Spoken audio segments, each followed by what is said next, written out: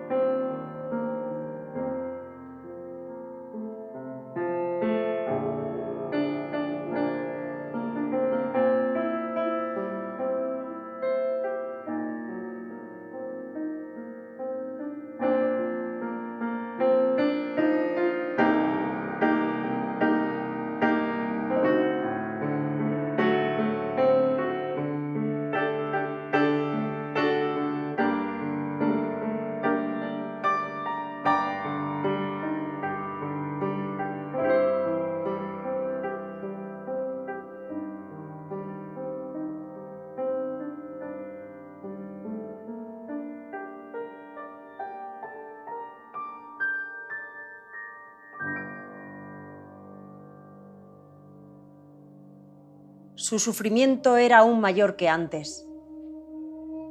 Al apoderarse de él la agonía del alma, fue su sudor como grandes gotas de sangre que caían hasta la tierra. Caía un pesado rocío sobre su cuerpo postrado que luchaba a solas con las potestades de las tinieblas. Su voz se oía en el tranquilo aire nocturno impregnada de angustia humana.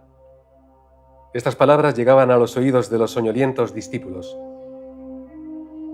Padre mío, si no puede este vaso pasar de mí sin que yo lo beba, hágase tu voluntad. Cuando Jesús vino a sus discípulos, los halló otra vez dormidos. Su presencia los despertó. Vieron su rostro surcado por el sangriento sudor de la agonía y se llenaron de temor. No podían comprender su angustia mental. Tan desfigurado era su aspecto, más que el de cualquier hombre, y su forma más que la de los hijos de Adán. Apartándose, Jesús volvió a su retiro y cayó postrado, vencido por el horror de una gran oscuridad. La suerte de la humanidad pendía de un hilo. Cristo podía aún ahora negarse a beber la copa destinada al hombre culpable. Todavía no era demasiado tarde. Podía dejar que el hombre pereciese. Padre mío, si no puede este vaso pasar de mí sin que yo lo beba, hágase tu voluntad. 3 veces repitió esta oración. 3 veces rehuyó su humanidad. Habiendo tomado la decisión, cayó moribundo al suelo. ¿Dónde estaban ahora sus discípulos para aliviar a su maestro desmayado? Dios sufría con su Hijo. Los ángeles contemplaron la agonía del Salvador. Hubo silencio en el cielo.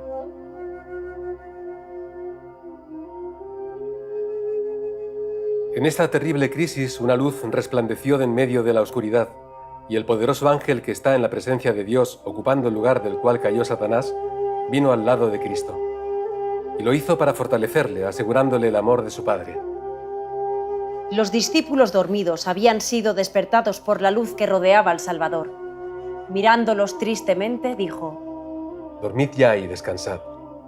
He aquí que ha llegado la hora, y el Hijo del Hombre es entregado en manos de pecadores. Luego, hablando él aún, vino Judas y con él mucha gente con espadas y palos. Y el que le entregaba les había dado señal diciendo: Al que yo besare, ese es. Prendedle y llevadle con seguridad.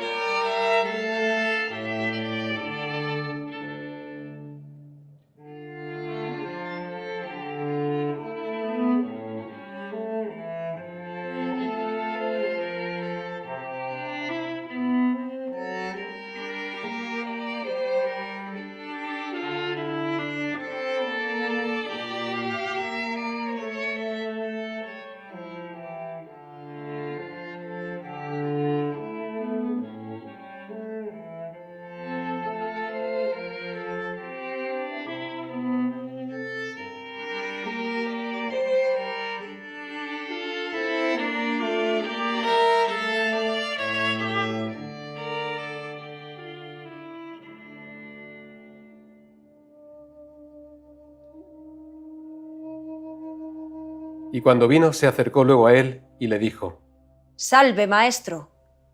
Y le besó. ¿A quién buscáis? «A Jesús Nazareno». Yo soy. Mientras estas palabras eran pronunciadas, el ángel que servía a Jesús se puso entre él y la turba. En presencia de esta gloria divina, el tumulto no pudo resistir.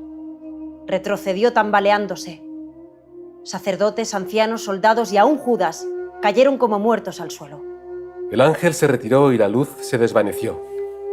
Jesús tuvo oportunidad de escapar, pero permaneció en pie como un ser glorificado.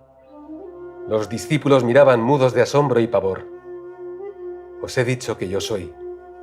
Pues si a mí buscáis, dejad ir a estos. Amigo, ¿a qué vienes, Judas? ¿Con beso entregas al Hijo del Hombre? Pedro sacó impulsivamente su espada y cortó una oreja del siervo del sumo sacerdote. Cuando Jesús vio lo que había hecho, tocó la oreja herida y ésta quedó inmediatamente sana. Vuelve tu espada a su lugar, porque todos los que tomaren espada, a espada perecerán. ¿Acaso piensas que no puedo ahora orar a mi Padre y Él me daría más de 12 legiones de ángeles? ¿Cómo pues se cumplirían las Escrituras que así conviene que sea hecho? ¿El vaso que el Padre me ha dado, no lo tengo que beber? Salisteis contra mí con espadas y palos como contra un ladrón. Día tras día estaba sentado enseñando en el templo. Tuvisteis toda oportunidad de echarme mano, y nada hicisteis. La noche se adapta mejor para vuestra obra. Esta es vuestra hora y la potestad de las tinieblas.